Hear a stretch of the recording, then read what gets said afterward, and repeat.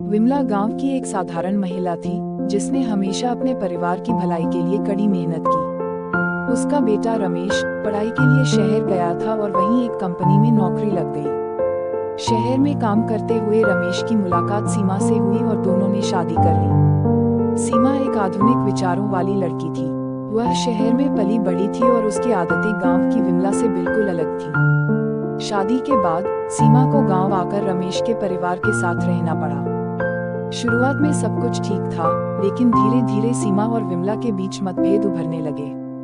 सीमा को गांव का जीवन बहुत कठिन और असुविधाजनक लगा। उसे शहर की चकाचौंध और सुविधाओं की आदत थी, जबकि विमला के लिए सादगी और परंपराएं महत्वपूर्ण थी। सीमा को गांव के तौर तरीके और रीति रिवाज समझ में नहीं आते थे और वह अक्सर विमला की बातों को नजरअंदाज कर देती थी। विमला ने सोचा कि सीमा को गांव की जीवन शैली और उनके पारिवारिक मूल्यों को समझने में मदद करनी चाहिए। एक दिन उसने सीमा को पास बुलाया और प्यार से कहा, सीमा, मैं जानती हूँ कि तुम्हारे लिए यहाँ का जीवन कठिन है, पर यह भी तुम्हारा घर है।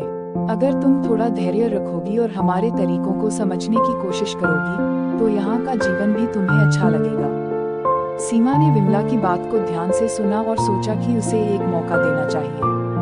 उसने गांव की औरतों से बातें करना शुरू किया और उनके कामों में हाथ बटाने लगी।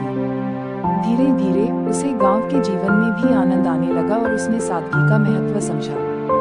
विमला की सिखाई बातों ने सीमा की सोच बदल दी। उसने यह जान लिया कि हर जगह की अपनी खासियत होती है और हमें उन्हें स्वीकार करना चाहिए।